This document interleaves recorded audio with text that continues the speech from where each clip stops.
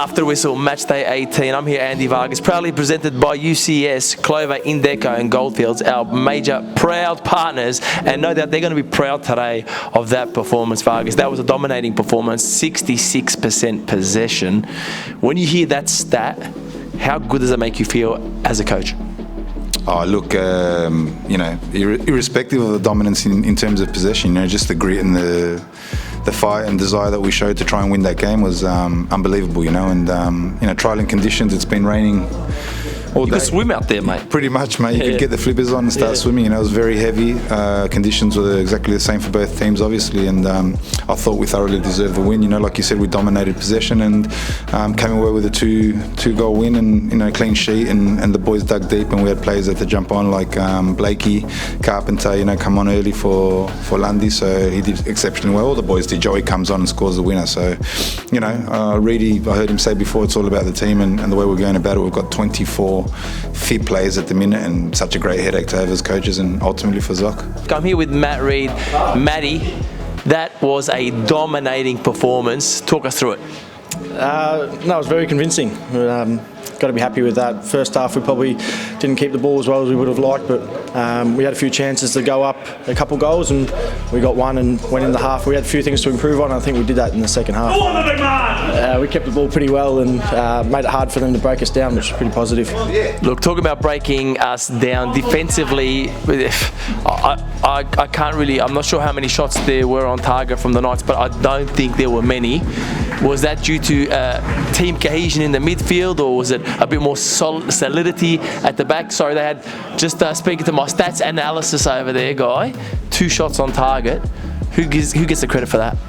I think the whole team does. We've been a bit consistent lately in terms of playing together, and we're building the whole squad's coming together really nicely, and everyone's fit and everyone's fighting for positions, and it helps. It means players aren't injured, and you can get a bit of consistency in terms of game time and who you're playing with and alongside, and the whole team worked hard to make sure they couldn't get many shots on goal, which is pretty positive.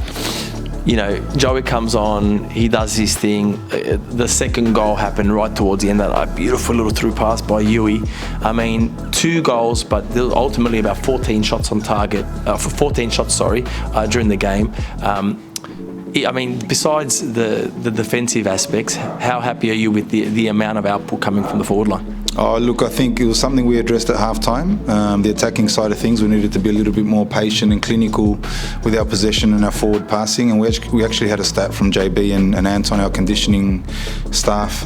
They mentioned that we got the ball forward 28 times and turned it over 23 times in the first half. So, interesting. Yeah, we amended that at half-time. We spoke about it, and the group, credit to the boys. It always goes back to the players. As coaches, you just guide them to a certain point. They've got to execute, and they did that really, really well in the second half. We started to dominate and looked a lot more dangerous, particularly through the middle corridors, and we got our just rewards in the end.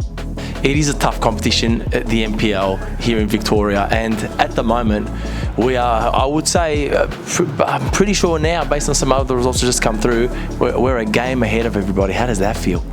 Yeah, it's good. We're just taking it a week at a time, but I think a few results went our way tonight, and we can only focus on ourselves, and if we play the football week in, week out that we know we can, the results are going to dictate themselves, and we'll be there at the end of the season, that's for sure. Matty, always a pleasure to talk to you. You're so well spoken, a well-mannered lad. Matty Reid, After a Whistle. Cheers, Jimmy. Next week, it's a big match. This is always a big match. Playing the Knights is always an awesome feeling, and obviously coming here to Knights Stadium, that little bit special. Next week, it's Bentley, and that's a super important match because essentially it's a kind of like a 6-pointer, you can imagine. Yeah, absolutely. Like you said, Dim, always coming to Melbourne Knights, it's such a prestigious club and, massive name in Australian football, and it always carries a heavy weight, So to come here, get the 3 points, 2 goal and clean sheet was fantastic. And like you said, now we focus on Bentley. Nick Todos is doing a fantastic job with them. We respect them, and we know that, every game for us is like you said, it's a 6-pointer. We'll go out there with the intentions to win the game and play around the football. What do you reckon? So next week, if you're going to say something to sum up what we're going to need to be doing next week to be successful against Bentley, in one word, what would it be? or a sentence? I'll give you a sentence. I'll give you half a sentence. Much of the same, really.